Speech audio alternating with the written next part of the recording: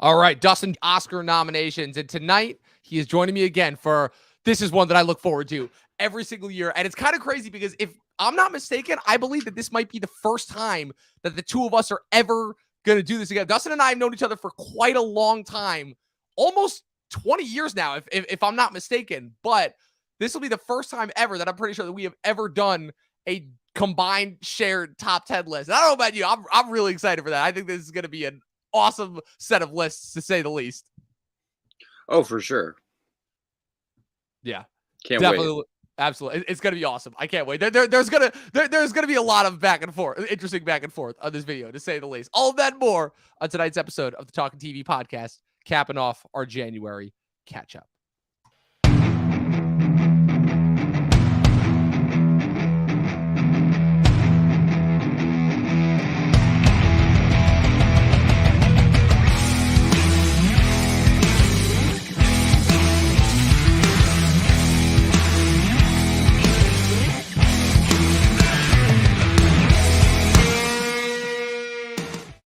What's going on, guys? Happy to be here once again on a Sunday night. I know I said in the little pre-stream thing that I did on the YouTube Shorts that I was going to watch Last of Us before this video, and then I saw that this week's episode of Last of Us was another hour and 20-minute long episode, and I was like, nope, no thanks. I will be waiting until after this episode is done in order to do that. So unfortunately, I was talking to Chris earlier this week, and Chris unfortunately voiced to me off screen that he had not seen enough movies that he felt would justify him to come onto this video. So Dustin offered to come in instead and do his top 10 for movies of 2022. And Dustin, we talked a little bit earlier this week on the Oscar stream about the last 6 years of movies and kind of how I feel like comparative to like the first like couple years of movies that we had growing up, the last 6 years have just not been that good. They just haven't held up. The movies that have been being released, the emphasis on what certain types of movies are being made, it's just not there. But we're always able to scrape together these lists at the end of the year. We're always able to pick out our 10 best favorites. I wanted you to go a little bit more in depth with that. You've been doing this, like I said, a lot longer than I have. So you've been doing like your top 10 list for like a lot longer than me. So break it down. Like, what is it about the rankings and the lists at the end of the year that is so captivating and fascinating for movie fans like us? It's not that hard to understand. It's just ranking your favorite movies of the year. And the last 6 years, like you said, have been, dwindling. So, for example, like a lot of them, quite a few movies in this list for my top 10 this year aren't like a 9 out of 10. And when that happens, that's kind of concerning. Yeah. I believe we were talking. Yeah. The way I grew up, like my top 10 always had like 4.5 out of 5, 9 out of 10 movies or above in them. You know what I mean? Yeah. And I feel like that started to like kind of dwindle around 2018, especially was the peak. Yeah. Of that starting to happen. Yeah. So, yeah. Absolutely. I couldn't agree with that more. Like I said, it is interesting because, like I said, I didn't start doing top 10 lists until a lot later.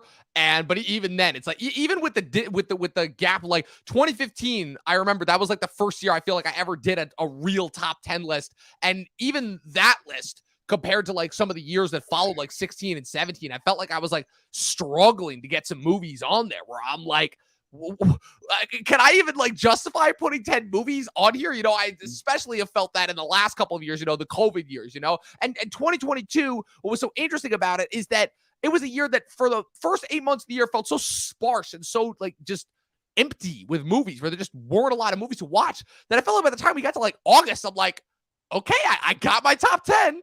This is it. There's going to be nothing else. And just the last 4 months came out, and then there was just like this wave of movies that just came out of nowhere and just kind of overtook everything. Like if I'm remembering correctly, in August, I believe I had movies like Hustle and Unbearable Weight of Massive Talent and a couple others, and I'm currently forgetting on there. And I'm just like, I mean, all those movies were good, but I'm just like bottom of the barrel, like just absolute. Oh boy, if this is who I think this is, Mike, what's going on, dude? Happy that you tuned in.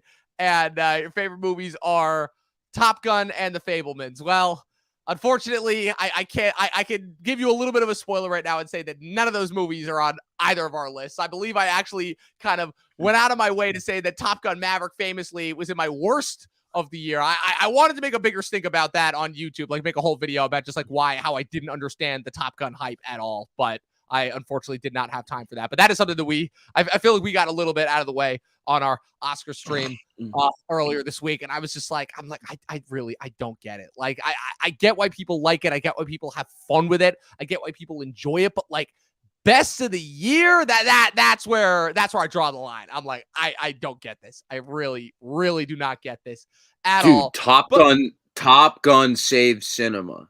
Top Gun saved cinema. We know nothing. You know, it single-handedly brought people back to the theaters just for that movie. And then oh my god, look at his next comment. Oh my god, and then it gets better. It gets better. Elvis and Avatar. I'll give you this. Dude, you're getting lower, dude. You're getting further away. I'll give you this. Avatar was at the bottom of my honorable mentions. Avatar was at the bottom of my honorable mentions. Elvis was in worst of the year. That's another movie where I'm like, okay, like unlike Avatar, I can sort of kind of understand why that's in a lot of people's favorites, but I'm like, no, that movie, the first 20 minutes, I almost had a stroke and almost walked out. So I don't even know how the hell I made it through that entire movie. But Elvis was mid. I didn't hate Elvis, but like it really gets by on the strength of that lead performance by Austin Butler, who is exceptional in it.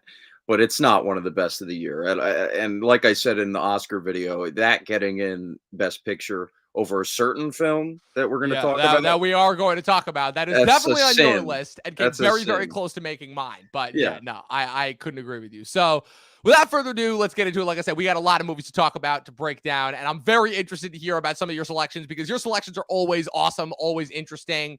Black Phone and Barbarian. Okay, we're getting closer. We're getting closer. We're getting closer. We're getting closer. We're almost there. I was just about to say that.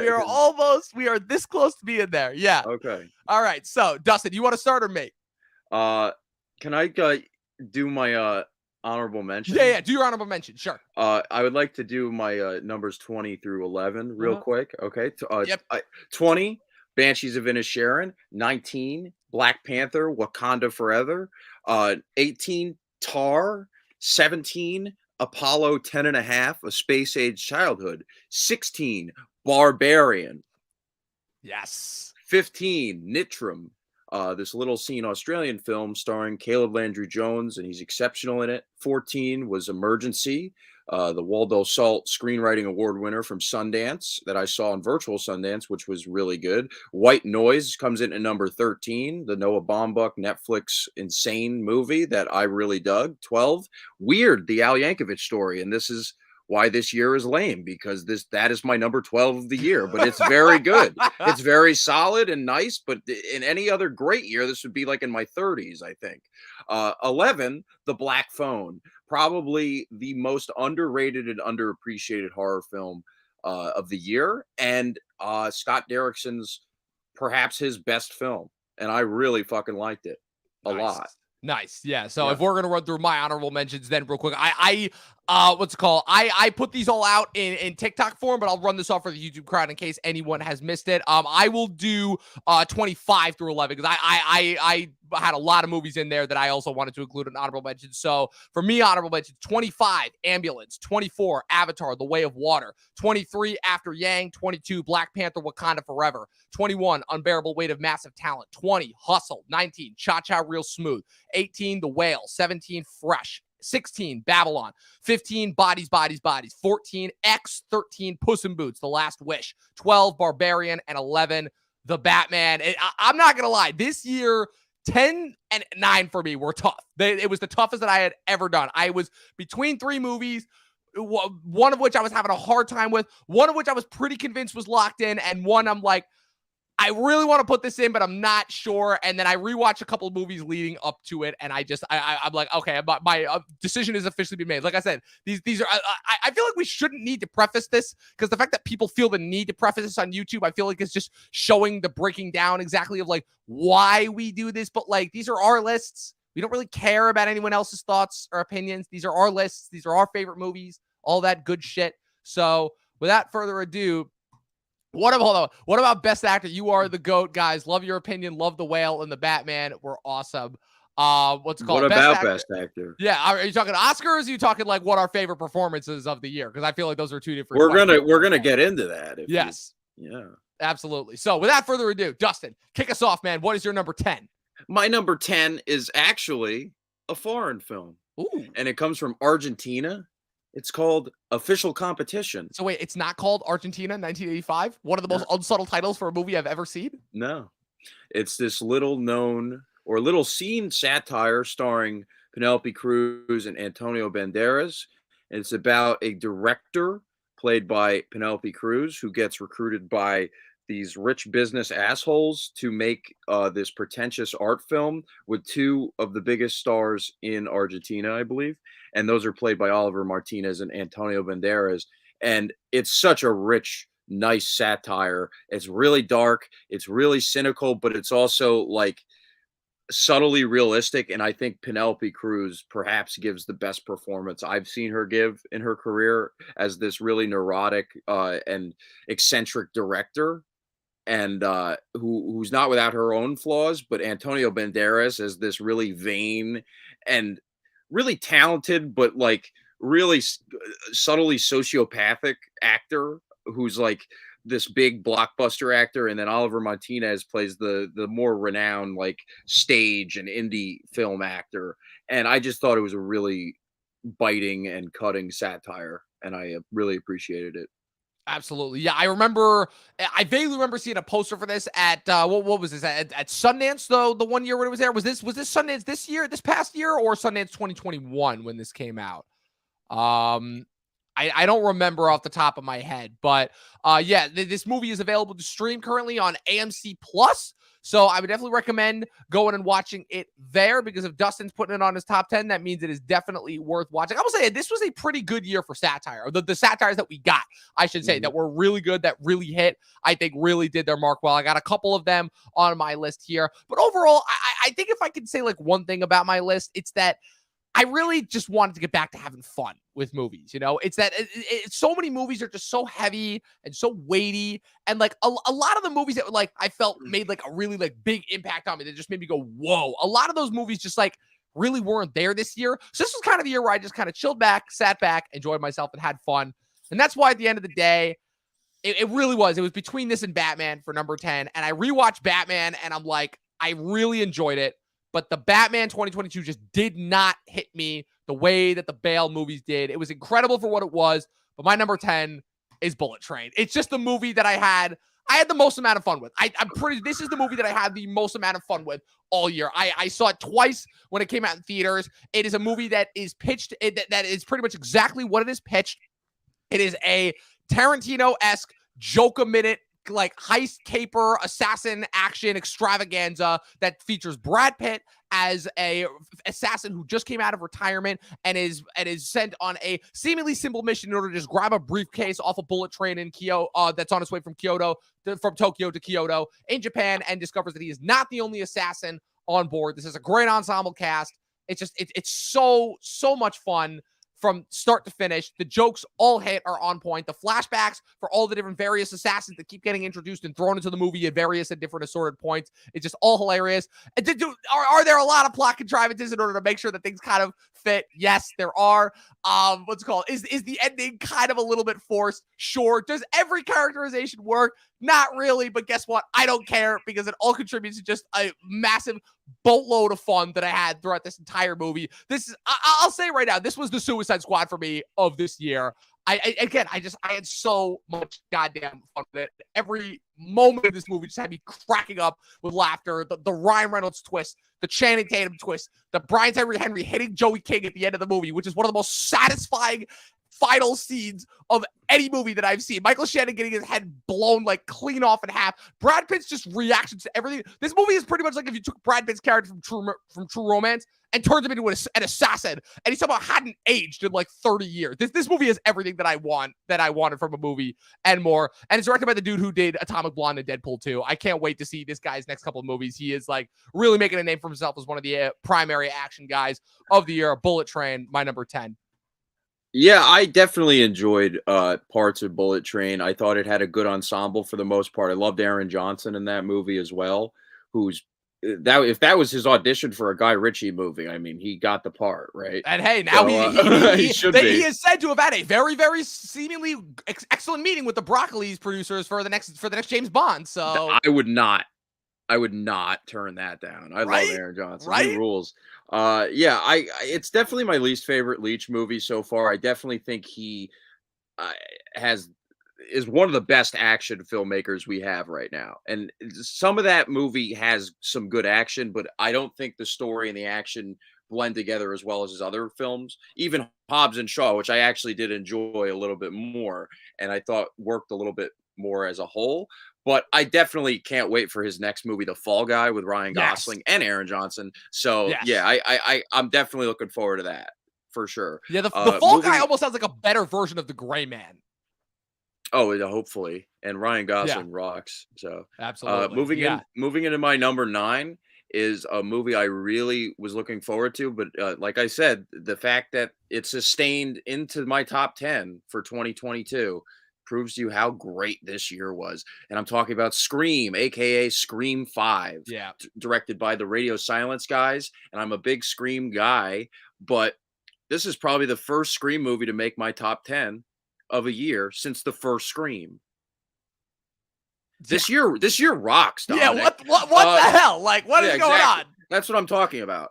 To put it into context, but I genuinely enjoy this movie. It's definitely rewatchable. Radio Silence, they definitely did an improvement over the fourth film. It's definitely like a better version of the fourth film. It takes a few elements from that fourth film and expands on them. And I think the Ghostface killers, without spoiling anything, are honestly the best we've gotten since the first movie, and those performances are exceptional. The ensemble isn't always great. Melissa Barrera is a questionable choice for this character to lead, the next group of screamagers or whatever you want to call them.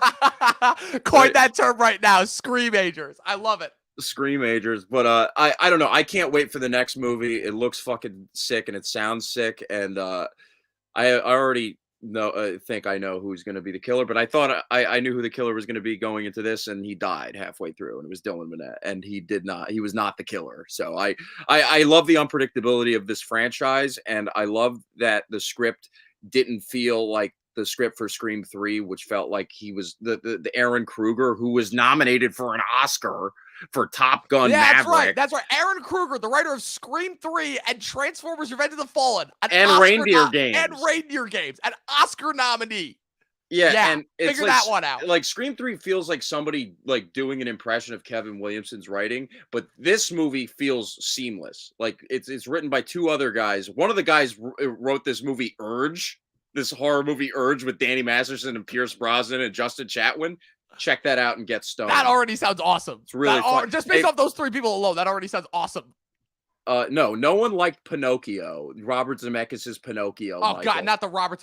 I was about to say, Stop wait. Are you talking about the Robert Zemeckis one or the Guillermo del Toro one? You got to be specific. We got 3 different Pinocchio the Pauly movies Shore movie too. And oh my God. no, yes, but so one more thing is that Mikey Madison and Jack Quaid, like they're fucking phenomenal in this. And Jack Quaid is becoming like my favorite Quaid slowly but surely. And Mikey Madison is super hot and super talented and funny and has a weird knack of getting cast as a person who gets set on fire.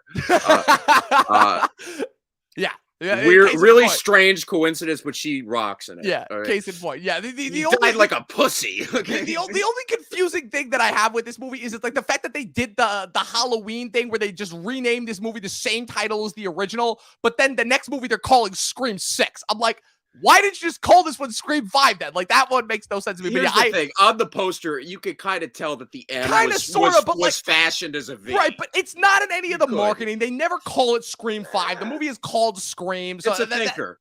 Scream that 5 is a thinker. Yeah, no, I'm very excited to see this movie. I had faith that this movie was going to be great just based off of the fact of how hard those guys crushed it with Ready or Not, which was one of the biggest surprises for me of 2019. But I'm waiting for this movie because what I'm going to do is I'm going to do a binge of all the Scream sequels, which, fun fact, I have never seen a Scream movie other than the first one. So I'm going to wait until we're closer to 6. So I'm going to binge all of these sequels together and see how they all pan out. So, well, what is it you said? You said 2 is okay, 3 sucks, 4 is okay, and 5 is great. 1 great is a classic. Right. 2, we know that.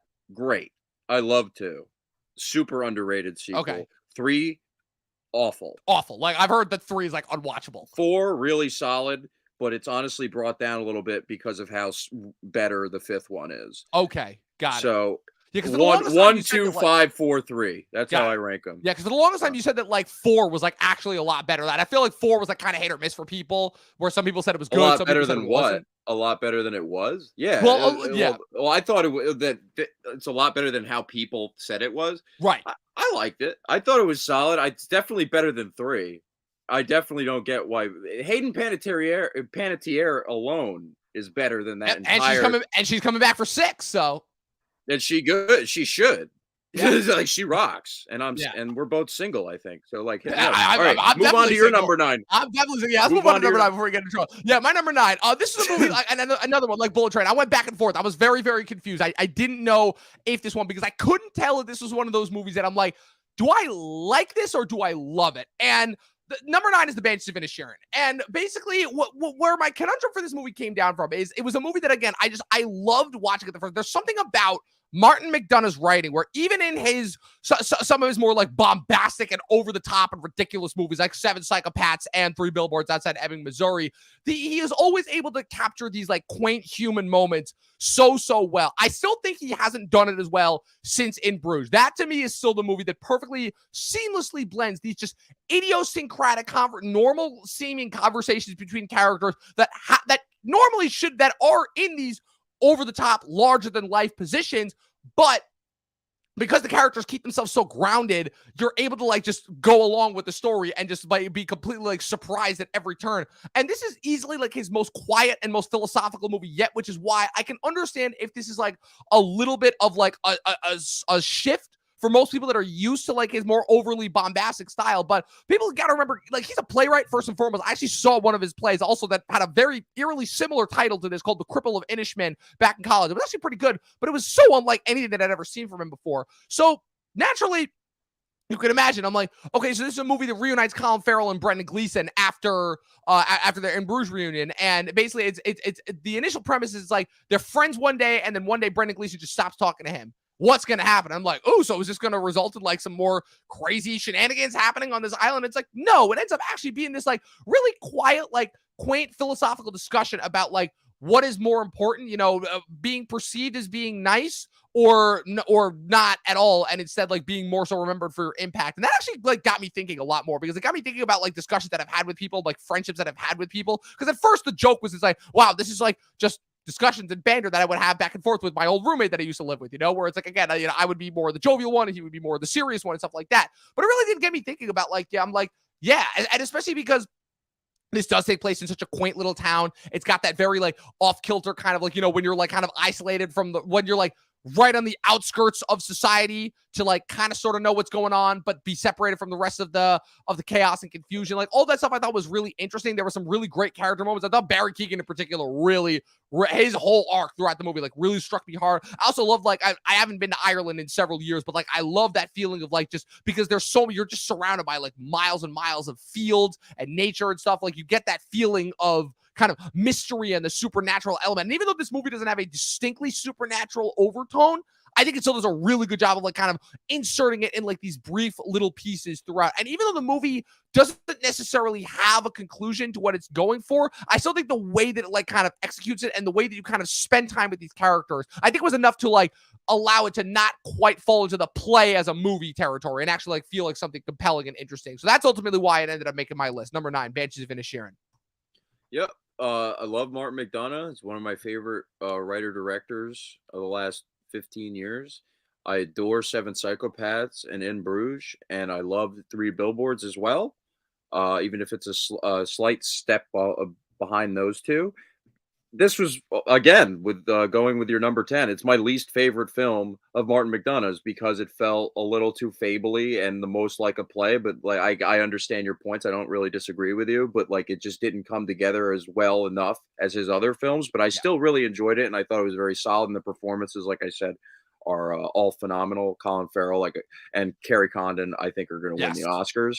And moving into my number 8, and yep, Laugh, Chippendale, Rescue Rangers, Disney Plus original, people, Also, 2022. primetime Emmy TV film winner, I will have you guys know as well.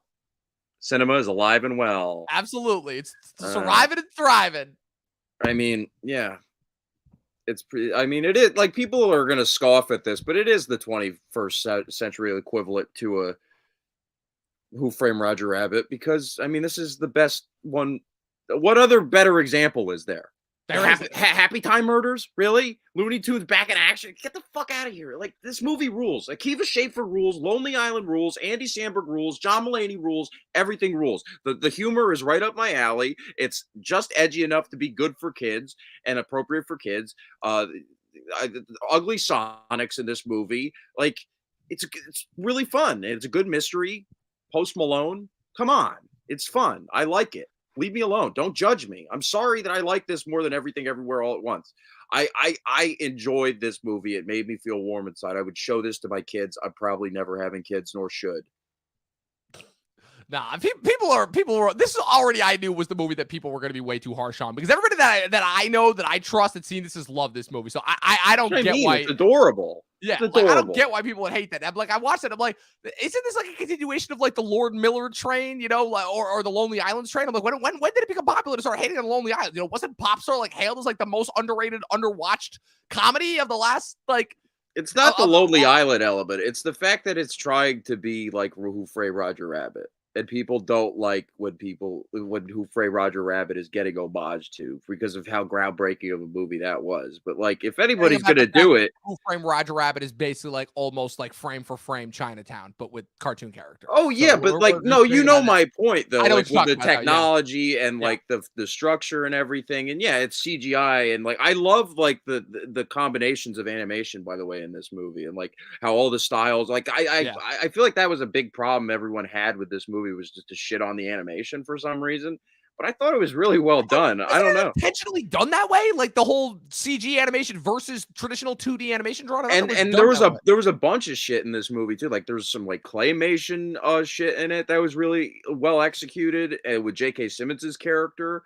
And like the only shitty thing about this movie was Kiki Lane, who like if she wasn't in this movie, it'd be like a 9 out of 10. Slowly starting to be added to my list of Hollywood poison actors as well. She has no personality. Again, where the minute that she's going to show up in something, I'm like, oh, I feel that didn't start with me. Like I watched her in Beale Street, and Beale Street was like kind of coy, but like I didn't mind it. I had a bunch of other problems with that movie. For me, it was the Old Guard when she showed up in that. I'm like, I didn't even watch that. It was awful. And hey, Gina, same person directed the Old Guard, directed The Woman King. I'm seeing a pattern here show up. Such a. I didn't bring this up the last time. The Woman King is such a stupid title. All right, moving on. Moving on. I'm so glad that somebody else agrees. Yeah, because what's a woman king? A queen. Right, exactly. What does that mean? So like. Let's move on. Number 8. Number 8. Okay, the fact that there were 3 Pinocchio movies that came out in the year 2022 is kind of insane. I don't know why that was a thing. I don't know. It's like, okay, so Disney put out their latest shitty cash grab reboot that was always going to be terrible from the minute that they came up with the idea for. And then there was a Pauly Shore one that for whatever reason referenced like the Ninja Turtles in the middle. Skitty. I don't know, but look, there was only one Pinocchio movie we're talking about. There's only one Pinocchio movie that's worth holding up a candlestick, pun intended, to the classic Disney film. That is, of course, Guillermo del Toro's Netflix original, Pinocchio. Gorgeous stop motion animation, fantastic voiceover cast, some incredible subject matter. It's just like this movie, it's another thing like Bullet Train. You knew exactly what you were getting going in. It's a return to form for Del Toro, who, after making 2, quite frankly, really boring and frankly not at all good Oscar-baity movies in the form of The Shape of Water and Nightmare Alley, 2 movies that I do not understand why people love as much as they do, like at all. This movie, it's everything that I love about Del Toro as a filmmaker. It's charming. It's magical. It's beyond beautiful to look at. It's got this incredible balance between like this childlike wonder and this really weighty understanding of death and the fact that life is finite. Like there are so many different references to death in ways that I was not at all expecting in this movie. There's he does the whole thing where it's like, again, it's a children's fable set against the backdrop of a Nazi occupied space, similar to what he did with Pan's Labyrinth, only this time he moves from 50s, early 1900s Spain to 1940s fascist Italy. And yeah, there's really nothing more I can say. Like I said, you watch just a frame of this movie for the art, and it's absolutely gorgeous to look at. You know, the voiceover cast, it's all spectacular. Del Toro's another guy that just gets nothing but superstars to work with him. Again, you got you got David Bradley, the voice, who is normally cast as these like grumpy, curmudgeon-y old bastards, and it playing like the voice of this warm father who all he wants is his son back, who he lost, and creates this pain. You know, Ewan McGregor as the cricket character, Tilda Swinton, Ron Perlman, Finn Wolfhard, what's it called, Christoph Waltz, Kate Blanchett, who doesn't actually speak in the movie. She just does monkey sound effects as Christoph Waltz, like monkey assistant. That's all she does, and that's great, you know. And yeah, it's one of the best. Sean penned her and Angry Birds. Sean penned her. Yes, all she does is monkey sounds. You do not hear Kate Blanchett's voice at all. It is. I love when movies troll people like that. It's the best. Guillermo del Toro's Pinocchio. I hate that I have to put his name in front of this in order to differentiate this from the other Pinocchios that we got this year, especially since he only directed half of this. There was another guy on board whose name I can't remember now that directed the stop motion. But yeah, it's great. I loved it. It was an absolutely magical movie. I heavily recommend it. Please go watch it on Netflix if you haven't already. Dustin, you're number 7. Oh boy. Here we go. Oh, we're getting warmed up. Where is Luke? Luke, get in the comments right now. Where are you? Come on, man. We've been waiting for it. You're the one that's always talking about the Bayham, man. Come on. Ambulance is my number Let's 7. Fucking go. Michael Bay's Ambulance, baby. This is the best movie he's done. This is the best movie he's done in like almost 15 years. Sorry, since Pain and Gain. This is my favorite since Pain and Gain, but really ever since Pain and Gain with this and 13 Hours and fucking 6 Underground and now Ambulance. Dude, Ambulance is my number 7 movie of the year. This year sucked. Okay, this year has sucked. All right, I'm sorry. I'm not saying, but this is like a strong 8.5 out of 10. I really did dig this movie, and it's better on rewatch. But like, it's my number 7 movie of the year. Pain and Gain wasn't even that high in the year. You know what I mean? I love that more than that, like significantly more. But like, Ambulance is just so well directed. It's one of the most well-directed movies of the year. It's tense as fuck. It's a great throwback to 90s action, crime, heist movies. Jake Gyllenhaal is incredible in this movie. One of his very best performances. Should have been nominated for supporting actor, and that's a campaign that really should have happened. Fuck Andrea Riseborough. But right? Apparently now the Oscars are looking in to see if you like got nominated for logistical reasons. I'm like, what does that even mean? Yahya Abdul-Mateen II is good in this as well as his brother, I guess. His brother. And not from another mother, apparently. No, apparently, yeah. Okay. And Isa Gonzalez is also amazing in this as well. This is her best work as an actress. She's been getting better and better and better as the years have progressed since Baby Driver, which I wasn't that impressed with her. But she's great, and also single, I believe. Call me. And I love Lauren Bouth's score, by the way. I think it's one of the most underrated scores of the year. He's one of the best in the game doing it. He also had a great Black Adam score, if I'm not mistaken. Really fucking dig that guy as an artist. Love the cinematography, love the drone shots. I think the ensemble is also like one of the most underrated of the year. It's not star-studded, but there's a lot of familiar faces. Garrett Dillahunt, the fucking blonde bully from Project X, is in this. Just a lot of cool familiar faces, a lot of cool bit players. Oh yeah, Keira O'Donnell, the guy from Wedding Crashers. He's the lead FBI agent on this. Like, he rules.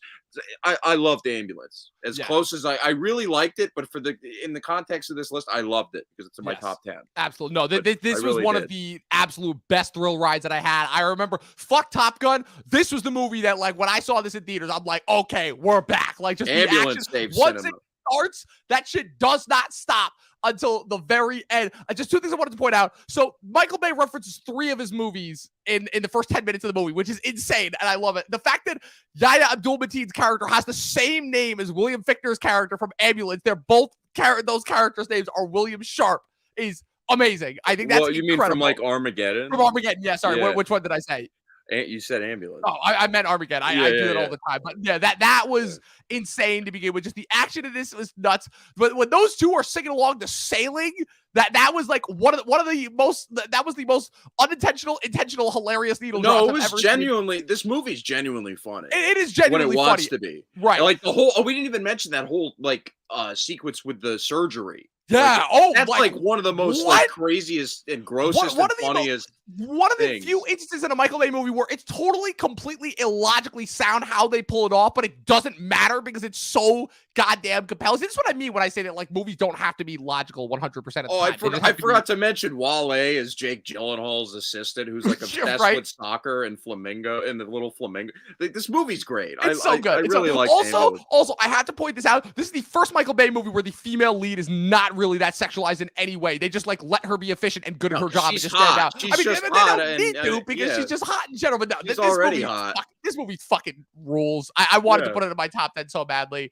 All right, moving on to my number 7. RRR, probably the biggest surprise of the year in the sense of this was the movie that, again, like I have this thing with hype now where when something gets overhyped, I'm like, great. Now I can't watch it because I got to wait until the hype dies down. Is why I didn't watch Squid Game when it first dropped last year. I had to wait until the hype died down to see if it was actually good. And this one, for the minute that this came out, I don't remember like when this first started to catch on, but I think it was like back in May. And this was another one that just like people kept talking about throughout the whole year. And I'm like, oh my God, this stupid friggin' Indian movie. And I see the clips and it's nutso shit, like running through the woods, smacking tigers in the face, like these two guys just going at it, like, you know, doing this stupid dance and shit. And I'm like, what the hell is this movie even about? And then I do a little bit of reading on the plot. And the plot's simplistic. It's like, okay, like there's dumb stuff that happens here.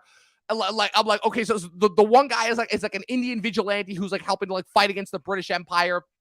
The other guy is like is a what's it called? Is an Indian working for the British government who's been sent out to capture this guy, but he's secretly like a plan in order to like you know, as placed there as revenge for his villains. Like there's a whole lot of plot mechanics in there, and ultimately at the end of the day they don't matter because once you actually watch this movie and realize just how hard this movie goes, oh man, like this might be the best action movie of the year. And I know it's kind of crazy considering that, considering that, you know, we literally just spent like 5 minutes talking about ambulance, but like the shit that happened in this movie, I can't believe when I'm watching half the time because I'm like, in any other instance, I'm like, this would be so effing stupid. I can't take it seriously. But there was just something about how seriously they take it that really is like surprisingly compelling. Like I genuinely like enjoy the bromance that develops between Ram and Beam, I believe, are the two characters' names. Like I gotta check. I probably already screwed that. Or sorry, Raj and Beam are the two characters' names. The plot mechanics that they have to jump through in order to make sure that like how these two become like best friends when the one is hunting the other are ridiculous, but they even managed to make that work. And every time that you think that this movie is going to go in one direction and end, there ends up being another plot twist that comes in that just shifts the plot and keeps it going. 3 hours and it flies by. This was truly, again, just one of the most like spectacular experiences that I had of the year. It is equal parts ridiculous, fun, awesome, engaging, heartwarming. Like the musical drops in this scene, probably some of the best of the year. I was totally not expecting this at all. Like again, one of the few movies that actually lived up to the hype. RRR, Rise, Revenge, Revolt, I believe is what it is called, or Roar, Revenge, Revolt, something along those lines. It was really good. I heavily recommend it. It's on Netflix, so go watch it if you haven't already. Dustin, you're number 6. I'm sure RRR is good. I just don't have the tolerance or patience for Bollywood or Tollywood or whatever wood Indian wood cinema. Because like those movies, like they're all like 4 out, 3 to 4 hours long, and they're all like action, drama, comedy, musical, rom It's com. all the above. They just It's make like every movie like every genre. it's like just too overstimulating for me. But like I respect your opinion. It was exactly what I needed this year. I needed to be overstimulated a little bit. That I'm really glad I watched it. Yeah, It that was a movie. lot though. The movie. The not to dance scene alone. Not I'm like, what the hell is this? I can't stop watching though. It is so goddamn engrossing. This dude, there Yeah. was a scene. There was a scene where they drive a fucking truck through the gates, turn the truck around. The dude on top rolls off, pulls the carpet off, and the main guy jumps out holding 2 torches with, I kid you not, like 2 tigers, like this whole cadre of animals, and they all jump out at once in slow motion. It's ridiculous. I can't explain it. All It's right, well, nuts. moving on. Now to sound like a normie of the day, my number What? 6 is Batman. Oh, no, you got to preface it. It's the Batman. The same thing The as last year was Batman. the Suicide Squad because there are already movies that came out beforehand that have the Batman, removed. baby. So, Hell yeah. I got Matt Reeves, the Batman. the Batman. Starring Robert Pattinson and Paul Dano. And I loved it. great blockbuster. Great. Matt Reeves is in the running with Christopher Nolan as like great mainstream blockbuster filmmakers who can make great films that are also super successful and accessible to mainstream audiences. And of course, he has the Batman working for him before the movie comes out. That name alone is going to bring butts and seats, but people did dig this, and it was very well made and directed and shot and scored by Michael Giacchino, and the cast is all phenomenal. Robert Pattinson, if he's given another shot at this role, I think he can become the definitive Batman for some people, even though he still has big shoes to fill because of Christian Bale. Paul Dano is incredible as the Riddler, and I love seeing one of my favorite actors as a child become a great Batman villain, and he's still not nominated for an Oscar. Go fuck yourselves, Well, Academy. what? Like, how did that happen? How did And Judd he should Hirsch have get been he nominated? should have been nominated for this Should movie. have been nominated for this. Exactly. No, the Academy was like, no, Not another comic book before. We already had nominated one Joker. We can't nominate. Like, he's not even the Joker. Yeah, right. Yeah, they nominated Keegan. Yeah. Who plays the Joker in this movie, That was is also true. great. That I is love true. Barry Keegan. Give him another chance at playing the Joker. He would Yeah. fucking rock if Oh, he's like the God. main villain in a movie. Put it this way: 5 Yeah. seconds of screen time in that movie, and I already want to see his Joker over anything else having to do with Joaquin Phoenix's Joker. And I know you like that movie, but like, oh, Zoe Kravitz, I didn't like as much as Anne Hathaway, but she's still really hot and solid in the movie. I thought John Turturro was kind of, miswritten. Jeffrey Wright was like really odd in that movie too. But and I didn't like the actress that played the mayor. I thought she was super strange in that. But other than that, I thought it was really well done and super entertaining and a little socially relevant as well.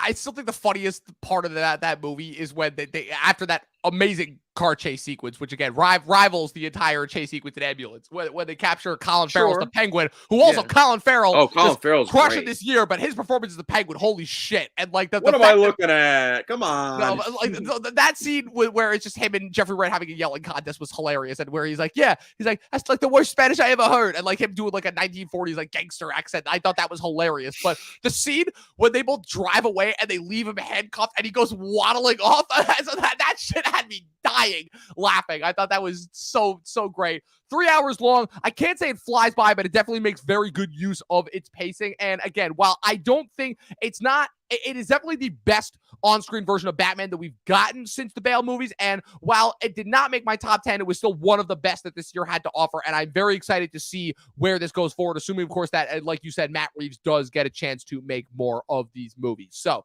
moving on to my number 6, Emergency, a movie that you talked about in your honorable mention. This was a movie that debuted at Sundance, was dropped on Amazon over the summer. I've been meaning to watch it for a while because the premise sounded really cool. And I started watching it, and I watched it actually over the break. It was one of a few movies that I caught up on over the break, and this movie just floored me. Holy shit. It's one of those movies that I just completely did not expect and had no idea going in what it was going to be. And then as the movie the initial premise was already great. The way that it starts off where it's like, again, just like, this foreign kid who's just trying to fit in ends up in a scenario that, I'm going to be completely honest, no person of color or minority ever wants to be in. And like all the points that are brought up are just raised in order to make this movie more and more and more relevant. And it builds and builds and builds to this climax that ultimately is kind of confusing, but also like extremely dead on and dead set about what it wants to say. And again, this is just a movie that knows exactly what it is doing. I'm being very, very coy and very general about the plot specifics because I don't want to spoil anything. Some of the absolute best performances of the year. RJ Kyler in the supporting / co-lead performance is just rocking on all cylinders. I cannot wait to see what he does. The lead actor, Donald Watkins, as the main character, Kunle. Sebastian Chacon, who for whatever reason, I think the Wikipedia profile I looked at mistook and said Steven Chacon. I think somebody screwed that up at one point, but Sebastian Chacon is great in the performances. I even think that like the supporting players like Sabrina Carpenter, Maddie Nichols, and Madison Thompson, like they're kind of generic in one note, but they're cast intentionally that way. And in order to fill out the plot more, and in order to like kind of complete the theme at the end, and probably one of the most haunting final shots of any movie that I've seen. This and one other movie that's going to pop up on this list were the indie surprises for the year for me, and I absolutely loved every single minute of it. So Emergency, it's streaming on Amazon. Definitely go watch it if you guys get a chance. Dustin, you're number 5. My number 5 is also another movie that won the Waldo Salt Screenwriting Award at Sundance the year before. and that was On the Count of Three, and it wasn't released until this year wide. They fumbled the bag on that one. They Yeah, even they did. shortened it a little bit too from the original cut that I saw on Virtual Sundance. But other than that, Gerard Carmichael, comedian, actor, stand-up comedian, great in the Neighbors movies. He had his own sitcom on NBC, just hosted the Golden Globes. He directed this movie. It's his directorial debut. He stars along Christopher Abbott. They star as two uh, suicidally depressed friends who decide to kill each other, but before they do that, vow to take revenge on people that have wronged them. And I think it's a terrific debut. It's darkly funny. It's written by Ari Katcher and Ryan Welchers, those two guys who write on Rami, I believe, this show on Hulu, which is pretty good. But this movie is just terrifically dark and really realistic. And the friendship between Abbott and Carmichael is incredible. And Christopher Abbott probably gives like one of the greatest performances of this new decade so far. Is probably my favorite performance of the year. He has a monologue in the beginning of this movie that floored me and made me laugh and just really it stuck with me for 2 years now. And yeah, I think it's incredible work, and I hope he becomes an A-lister soon. It has a really strange kind of tonally odd ending, but other than that, it's a really good fucking movie and a great debut, like I said. Absolutely. I'm going to save my thoughts on this movie for later on because this movie may or may not pop up later on my list. Hint, hint, nudge, nudge, wink, wink. My number 5, getting into some more of the conventional choices, Tar. This was a movie that, again, heard everything about it from the pundits, all of the Oscar baits, everything. And I'm just like, yeah, this movie lived up to the hype. Dustin, I think you said the description best, where again it's about a female conductor who finds herself as in almost like kind of this, I don't even know how to describe it, like this cancel culture-esque situation where she kind of has to grapple with like, you know, am I this certain type of person or whatnot. And this movie is directed by Todd Field. It's his first movie in 16 years since Little Children, and it is spectacular from start to finish. It is one of the most tremendous filmmaking efforts that I've seen so far of the year, so much so that Martin Scorsese even hailed it as the return to cinema. We got to just throw out these pundits whenever we can. But yeah, it's one of the movie is just anchored in Cate Blanchett who is just acting her ass off, chewing every single bit of scenery that she is in. And the movie asks, I think, some really interesting questions about, like, you know, about what it means to be canceled, like the types of people that like cancelers usually go after. And like it examines it, I think, from like a lot of different perspectives that are quite interesting. And like the journey that she goes on throughout it, like it could so easily be dismissed as just being another situation of, oh, well, she's just another rich person. Why do we care about this? When I think that it does like a really good job of like separating like why she views herself as being like this powerful and this influential, you know? But like, again, there is a reason why only certain people can make it in those types of roles, because you have to be driven amongst everything else, and that has to be your sole focus to the point where nothing else really matters. And that is exactly how this struggle is personified in the character of Lydia Tarr as portrayed by Cate Blanchett. Like I said, it is immaculately filmed, just amazing everything all around: cinematography, editing, score. I love whenever they can use like classical music in like a more contemporary sense, and this is just done in friggin' spades. Some of these supporting actresses around her and performances there are just spectacular. There's one particular sequence where, again, she goes to follow this one girl into this like abandoned shelter, and you don't really know where it's going, and the sequence kind of goes nowhere, but it's still just so haunting to watch. Absolutely. This is just a movie that had such a profound effect on me when I saw it. And yeah, it's Tar. Blanchett's winning her 3rd Oscar for this, like no doubt. Yeah, Blanchett deserves it too. It's my second favorite performance of the year. She's incredible in it. It's again my least favorite film of a director on your list, but I love Little Children and In the Bedroom. They're incredible films, but this is equally at points as good. And it has some of the best cinematography of the year as well. My number 4, probably the this is a biggest surprise. biggest surprise of the year for me. Glass Onion, a Knives Out mystery. Yeah, was not expected. Like, I like this movie a lot. Was not expecting you to like it as much, especially given your history with Ryan Johnson. No, I just hated I'm not going to say that I hated Knives Out, but I hated the attitude of that movie. Yes. I hated the smugness. I hated the fucking like, oh, I'm the cleverest one in the room kind and fuck the audience kind of attitude. So Ryan Johnson's just general attitude about everybody. Yeah, and it like, and especially coming right off of fucking The Ugh. Last Jedi, which I Yeah. still think sucks. That's still a shitty movie, and it's not because the Asian girl's in it. It's because it's a shitty movie. All Yeah. right, people. Okay, It's like, are we but like, past that at this point? well, some people like to use that as the excuse as why people didn't like it. It's 'cause the Asian. No, she sucked in it, and the movie sucked. Yeah. All right, so, like, let's just get over that. The first Knives Out is just such a smug, predictable, kind of almost utterly pointless movie. Except we get some cool, quirky performances. Daniel Craig, in particular, really carries the shit out of that movie. And Ana de Armas is solid, if a little bit overrated in it. Mhm. But everyone else to me in that just felt like an asshole just for the sake of being an asshole. And even though you could make the argument about some of the characters in this film, I feel like they're all given more depth and they all didn't feel like the same variation of the same character. Everyone kind of felt like the same character in the first movie to me. This felt a little bit more varied. The motives were a little bit more varied. And I just thought the humor worked and popped a little bit more and it's more well shot. There's better more tension. The mystery isn't given away halfway through, even though on a rewatch you could figure out the mystery. But that's kind of the point of these movies. I feel like for Ryan Johnson is for you to dissect it every time you watch it. But I think it works really well here, and the production design is phenomenal, and I like the tension.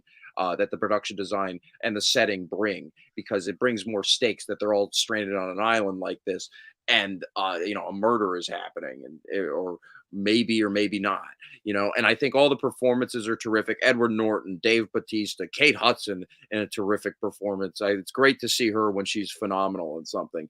Even the girl from Matrix is very good in this, Jessica Henwick. But Daniel Craig is phenomenal, and Janelle Monáe gives like one of the most surprising turns of this year and kicks Ana de Armas in the ass in terms of performance and range, I would say, because she has to play essentially two different characters in this movie, and she really doesn't miss a beat, not once. And I was with it until the very end, and the cut to credits was super satisfying. It's exactly what I wanted from the first movie, Dominic. That's why I liked it. Yep. That's why it's my number Again, 4. I agree with you on all those points 110%. I tried to Yeah, make Chris understand that because he was not a fan of this movie as much as he was the first one. yeah. Like I said, it was the tongue-in-cheek nature. I liked it there that I felt like we actually get to know these characters a lot more than we did in the first one, and how they weren't just assholes for the sake of being assholes. They like all had like a motivation. I thought the performances, I just thought the ensemble just gelled much better this time around. Again, like the difference is they all felt like in the joke as opposed to like the first one where it's like, okay, the joke was just put on them, and that's why it kind of made it work. And you're right, like it didn't feel as smug. This is the first like non-smug movie that Johnson has done in almost 15 years since Brick. Madeline Klein too is so Yeah, hot. She's oh so my hot. Oh god, my like god.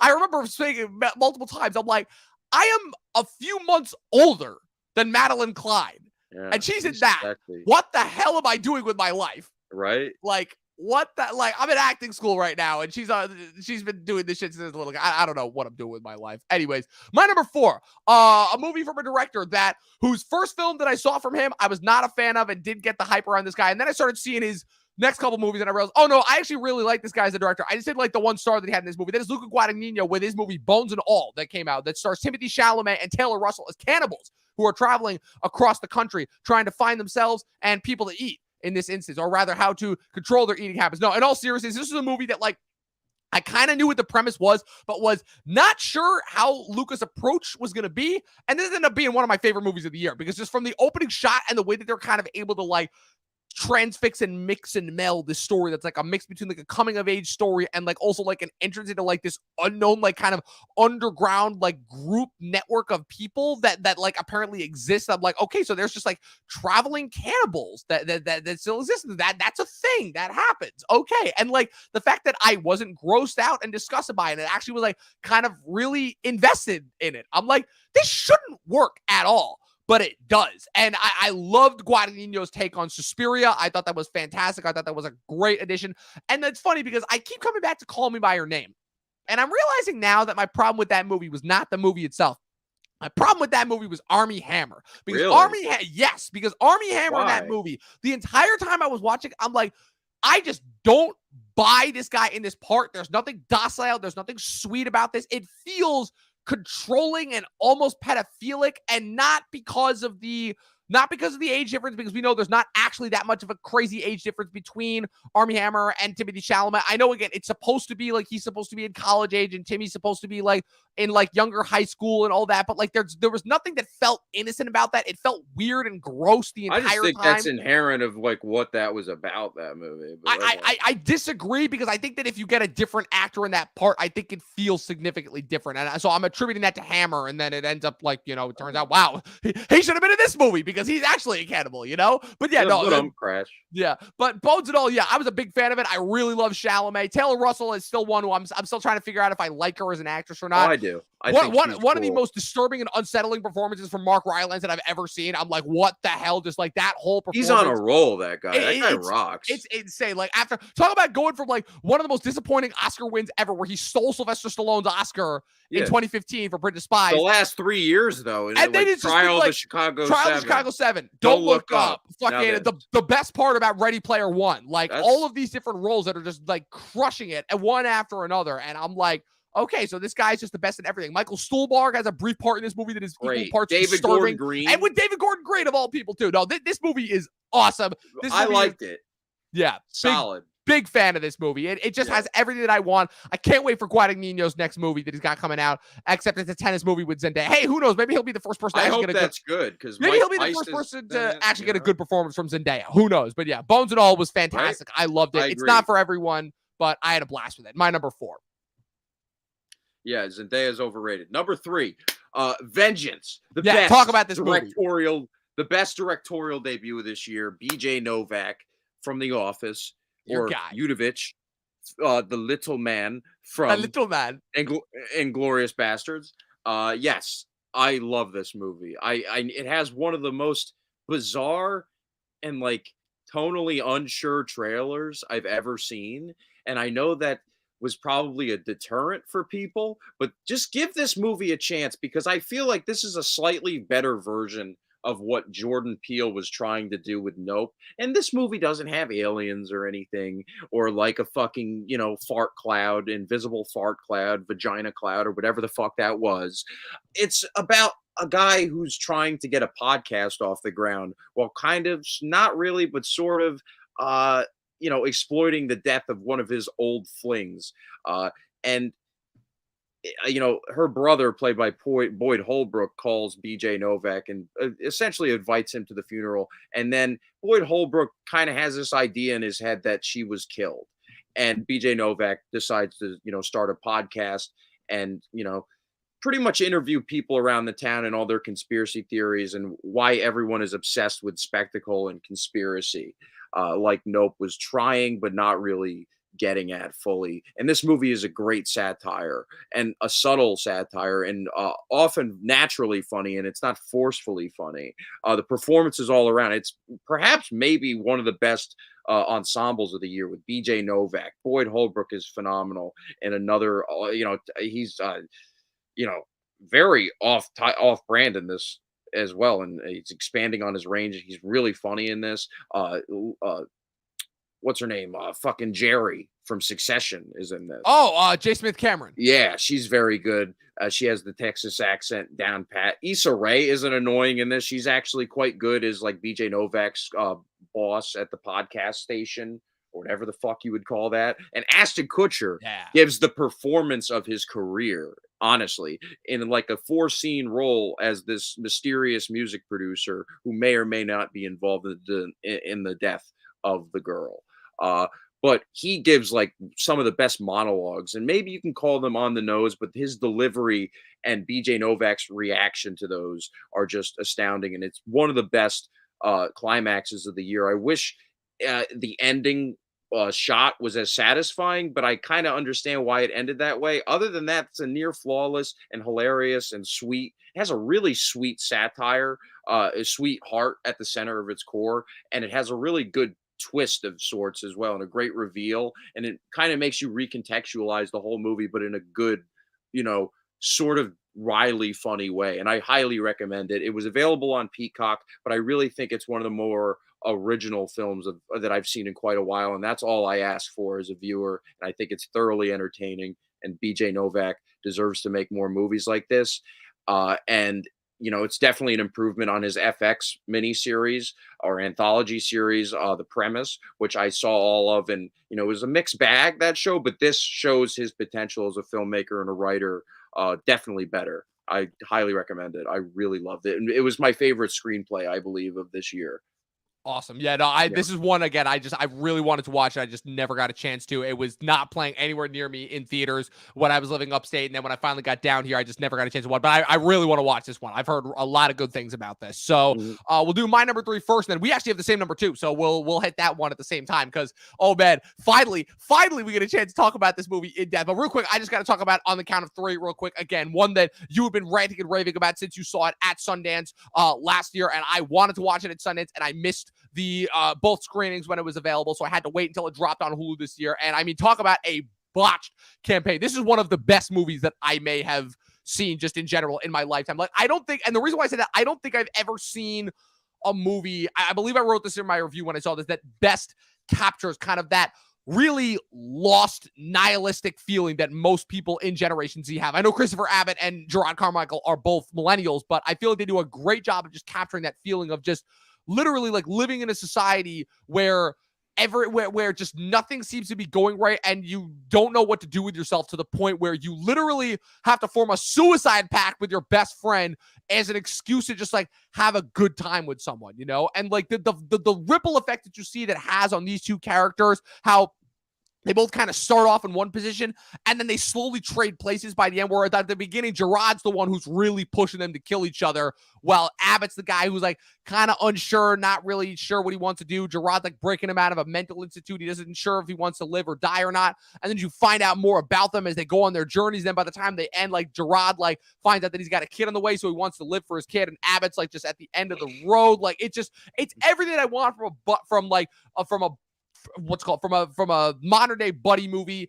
The casting is great. The filmmaking is phenomenal. I know I dogged on Carmichael a little bit hard because I wasn't a fan of his monologue at the Golden Globe, but in all seriousness, he directs the hell out of this movie like an absolute pro. This movie is hysterically funny and wildly dark all at the same time. There's one particular instance, I think, where Abbott has a great line where what scene I'm talking about, the cashier scene with Jared Abramson, where he points a gun at him, where he's just like, dude, this guy's bleeding. And he's like, you got to wait until I get my shit done. And now I got to start over. Then he points a gun at him. He's like, the worst thing you could do to someone is make them feel ignored. I'm like, yeah, absolutely. I'm like, I feel like that is everything that people online are trying to get across in this kind of modern day. And like kind of the conundrum that they find themselves in at the end that results in the characters taking the action that they do. It's a phenomenal movie. I cannot recommend it enough. It's available to stream on Hulu. Dustin pretty much had everything that I wanted to say about this movie. So when a customer is talking, you listen, bro. It hurts to be ignored. It hurts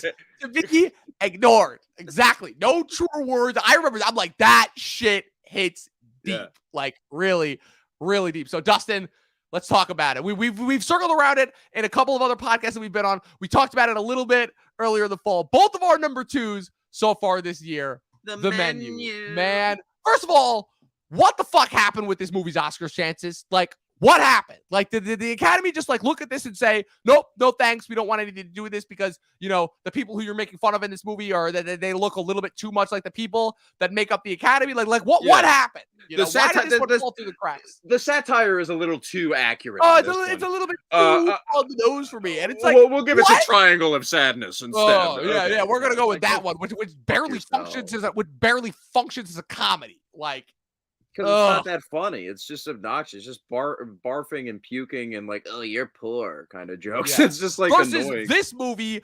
brilliantly categorizes and captures like everything that is wrong with the bourgeoisie just flexing themselves on everyone. I mean, I don't even know how to categorize this movie. It's a revenge thriller. It's a social satire. It's a dark comedy. It's a low-key foodie porn movie. Like, it's everything. It's got everything. It's got the best performance that Ray Fiennes is given. since Voldemort as Harry Potter. Anya Taylor-Joy and Nicholas Hoult are here as like, as like these kind of two members of this, I don't even know how to describe it, like this food expedition to this private island that's run by this exclusive chef that's really revealed as like this elaborate murder revenge scheme against all the people that have wronged him in his life. Dustin, take it from here. Like, I don't know how to like keep talking about this movie without just like losing my train of thought. But Oh yeah, it's like I was saying, like I told you that one time. It's like a bedtime story, like a haunted bedtime tale that Kendall Roy would tell his kids. Like it's fucking great. It's like biting satire. It makes fun of every single person. It like Ray Fiennes. Like it makes fun of that character too. It's like Gordon Ramsay if he was on antidepressants and then he like got off of them and was like, I'm gonna yeah, murder I'm everybody. gonna Like that. murder every. Like that's essentially what it is almost. And Ray Fiennes, I hate his fucking name, but that performance is phenomenal, Yeah, and amazing. And Anya Taylor-Joy, I mean, this was originally written for Emma Stone, and obviously Emma Stone could have done this in her sleep, but it's nice to see Anya Taylor-Joy flex her chops more, and she's perfect in this and just oh yeah. super elegant, even though she's playing a whore. But like all jokes aside, she's great. And call me. Nicholas It's Hoult. like Justin. I believe the term is like they are called hookers. It's like, oh, I thought they were call girls. No, No, when they're dead, they're just hookers. oh yeah, that's right. Yeah, was that the Nice Guys? No, that's Archer right there. Oh, that's Archer. I thought it was the No, Nice the Guys. Nice Guys. It's what's it called? But Dad, there's like whores in here and Yeah. stuff. Sweetie, how many times have I told you? You don't say and stuff. You just say there are whores here. Yeah, exactly. Nicholas Hoult. Nice Guys. It has like another. It probably has the best ensemble of the year. Oh yeah. Uniformly, it has Ray Fiennes, Anya Taylor-Joy, Nicholas Hoult is incredible in this. Yes. Fucking Judith Light, Judith Light, Janet McTeer, Reed, John Leguizamo, Reed Birney, John Rob Leguizamo, Yang, like half the cast are Arturo like bit players Castro. from Succession. Yes. Oh man. Arturo Castro is great in it too. Yeah, everyone's great. Like the sous chef, the female chef, she like Hong everyone Chow, was great. another bit Hong player. Chow was good in this. Hong Chow was good in this too. Like the way she said tortilla, it's like this is hilarious. This movie, and it just I love how surreal the movie gets near the end, Yes. like almost like an Adult Swim kind of like produced movie. But it's like such a potent and brilliant satire. The final shot is just perfect, and it gets so ridiculous that you don't know whether to cringe or laugh, and it's just hilarious. I just think it has kind of Cabin in the Woods vibes almost, and it feels like I love the isolation of the movie so that you could buy into like the weirdness because it feels so separate from our own reality, even though the satire is very on point. It toes such a brilliant fine line that Mark Mylod perfectly strikes. Yes. He's one of the best television directors to do it, but if he makes more directorial efforts like this, I think he could be one of the best directors working today. Because this movie is remarkable. Yeah, truly this shit remarkable. is great. Like I said, this is Seth Reese and Will Tracy, I believe, are the screenwriter's name. It was a blacklisted script. It was originally set to be directed by Alexander Payne. Then he got canceled by Rose McGowan, and then Gary Sanchez production companies, while that was the whole thing, picked it up and produced it. Like I said, this is in the post-Succession heyday, and so yeah, everything about this movie just works straight up. Dustin, the only thing I gotta say before we move on is, where did you go to school? Brown. Student loans? No. You're dying. Yeah. that is right. that might be line of the year right now. I remember when I saw that hit me just so hard. I'm like, yes, Ray Fiennes, you kill every single one of those rich asshole motherfuckers. Oh, it was great. The Menu is, we've already talked about this movie enough. One of the best of the year. Please go watch it. It's streaming on HBO Max now. All right, Dustin, let's get to it. Our number ones of the year. We have distinctly different, but I think each of our number ones, like in a strange way, there's a lot of similarities between these movies, but I feel like both these movies like kind of situate our personalities both well, because the thing that about you and me is we've always had similar yet equally different personalities, where we I'll let our number one speak for themselves. So your number one favorite movie of 2022 is Damien Chazelle's Babylon. I fucking adored it. I don't think it's as good as Whiplash. It's not as tight. Obviously, it's fucking 3 hours and 8 minutes, but the editing is almost just as comparable because it's the same guy who edited it, Tom Cross, I believe. It's so fucking good. I love how brisk it is. You could say it's ripping off Boogie Nights for a good portion of it, but the first act in and of itself is definitely its own thing and transports you into this world of like the mid to late 20s silent era and all like the rambunctious shit that's going on, and like just the tension and just the comedy. It's like it has everything you want, and the editing style could be abrasive. This the style in general could be so abrasive for someone that I get why, people were turned off by it. And elephant shit is thrown right in your face for the first 2 minutes of the movie, but it has a terrific ensemble like the Menu and Vengeance. And Margot Robbie, perhaps this might be her most harrowing performance yet. Might not be her very best or my favorite, but it's up there. It has some of her best work for sure. Two scenes in particular. One where she's, ranting at, a bunch of rich people because, she feels embarrassed about her image at the time. And one earlier where she has to do a one take sequence. They're trying to have the perfect take and they're just trying to figure out sound in film for the first time. It's like one of the first attempts at them doing that. And they just can't get it right. And it takes like 5 or 6 takes. And I just want to say she deserved a nomination over Ana de Armas again. I'm reiterating that. And Brad Pitt deserved a fucking Oscar nomination over Judd Hirsch. He's absolutely heartbreaking in this and delivers one of my favorite monologues of the year about why he loves movies and why he can make a difference as an actor and a performer, and why he loves doing what he does. Even though he might just be addicted to the decadence of the lifestyle like Robbie's character is, but he's kind of in denial about that. But PJ Byrne is great. It has a great lead performance in Diego Calva, who's amazing. Justin Hurwitz's musical score is dizzying and dizzying as it is equally beautiful. It's amazing. Maybe his best score of his career. And I was kind of sick of people comparing it to Wolf of Wall Street all the time just because it has Margot Robbie and cocaine, copious amounts of cocaine. But so what? It's still a fucking great movie. And Tobey Maguire is essentially the Alfred Molina character in Boogie Nights, but just replace the firecrackers with Ethan Suplee loudly spitting. And whatever. At least it wasn't a complete rip off. It's kind of its own thing. I love the whole highway under the LA highway, whatever that was, the hell of Hollywood or whatever they were calling that, hell of Los Angeles. That was a fucking great sequence too, like super memorable. And of course the ending, which has everyone split. It shows footage of Avatar and shit and Terminator, which some could call a little too on the nose, but I thought it was beautiful and like really poignant, and it was well earned because it was all building to that. And maybe the whole thing with Diego and Margot Robbie not successfully running away together was a little derivative of other movies before it. But I liked the tribute to Singing in the Rain, and I loved the heartbreakingness of this movie. Like I said, Brad Pitt was really my favorite performance of the film.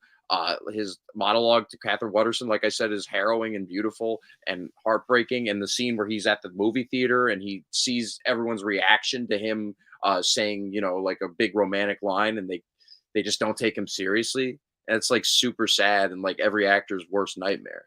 And yeah, I thought it was a beautiful film. And even though it's not as perfect as Whiplash was right off the gate, I do think this has potential to grow as like a beloved film, and hopefully gets a Criterion, hopefully would not piss on the front cover Triangle of Sadness. Yeah, my whole thing with Babylon is that it was everything that I was expecting it to be, and as rambunctious and as over the top and as awesome as it was, for me, it's like everything that I got from that, I kind of knew I was gonna get, if that makes any sense. And that's not to take away from the movie. It is a spectacular marvel of a movie, but like there is nothing in that movie that happened that I wasn't expecting or anticipating was going to happen. And right down to the montage at the end, I thought was, for me, that hedged a little bit too much on gratuitous, where it's like, oh, okay, we get it. Like this is, if this is trying to say that like movies as it is are over, like I don't know exactly how I feel about that. So that's the only reason why like the montage for me didn't exactly work out. But everything else about the movie just worked. It was an absolute marvel. The fact that, again, Chazelle just went for this in a way that so few filmmakers actually go for. I really, really admire that. The fact that, again, he got the best performance out of Brad Pitt in years. And I really love how Brad Pitt is having this amazingly late career like resurgence between Once Upon a Time in Hollywood and Bullet Train and this movie. Like, I'm really excited to see where he goes like the later career. There's also like the thing I also particularly love about Pitt's performance is that he's finally like got this understanding that he is like an older movie star, which I feel like something that like he hasn't had for like the last like couple years, you know, and like he's going to be 60 next year, which is insane to think about, you know? It was sort of his Rick Dalton, kind of Yeah. role. And what were you saying before that? I had a point that I was going to say about oh yeah, Jean Smart. Yeah. I think the ending makes sense once you think back to her whole monologue to Brad Right. Pitt Right. and why, it all matters but doesn't at the end. You know what I mean? Yeah. Like it's like I loved how that connected to each other. But yeah, for sure. Yeah. Love Babylon. That was my favorite of the year. How's it going, Yeah. Francesca? Frankie, what's up? Happy you were able to hop in at the last minute. Good to see you. Happy to see that you're still with us watching. Hope you've enjoyed some of the movies that we have put on our list. Hope this causes you to go and watch some of these movies because again, I feel like I think we've done a pretty good job of like covering some movies that like for the most part not a lot of people watch because unfortunately, you know, most people still only watch whatever the Netflix algorithm is pushing their way or whatever garbage Marvel movie is on in the instant. You know, occasionally a few good horror ones, but we hope that we've given you guys some movies to actually watch that are good. But what's it called? Now to get to my number one. And I'm in a weird conflicted place with this number one because like this has been my number one since the minute that I saw it. But I guess the reason being is because this movie started out as the little movie that could and then turned into this like monstrous phenomenon that now has like 11 Oscar nominations. It is like one of the most beloved movies of the year. And I know for a lot of people that kind of distracts and deters away from it, but just because again, Dan Kwan and Daniel Scheinert made a follow-up to Swiss Army Man that Great was movie. so overly bombastic, so ridiculous, just so pulled out of its ass, something that I was not at all expecting it to be. Like, I knew that this was going to involve a multiversal facet, but the fact that this was a much better and multiverse movie than fucking a Marvel movie that had the name multiverse, the term multiverse, it's everything ever all at once. Like, this has been my favorite movie of the year. I know. It's kind of the luster of I'm it's kind happy of been, for you. I like it. Yeah. because the luster of it has been ruined because so many other people have seen it and loved it, and it kind of isn't that like little movie that like we've only seen now, so that kind of has caused it to lose a little bit of its staying power. But this is still, yeah, this for the minute that I saw this back in March of this year, I'm like, yeah, this is the best movie I've seen so far this year, and nothing else is gonna top this. You know, I was waiting, I was hoping that something like Babylon or something like The Menu, which was a complete surprise, is gonna top this. But yeah, this is just, it was an utter, complete and utter absolute joy thrill ride to watch. Again, if you're just like, if you're like someone who's having family problems, you can relate to this. If you're somebody who loves crazy sci-fi, you can relate to this. For someone who like has been in love with these certain set of movie stars that really haven't had their just desserts and are now being seen in this whole new way, you can relate to this. If you love just watching just batshit crazy stuff happen on screen every frame, like the minute that like Jamie Lee Curtis, I'll admit, is not the best in this movie, and certainly in my mind does not deserve an Oscar nomination at all. But the minute that she starts like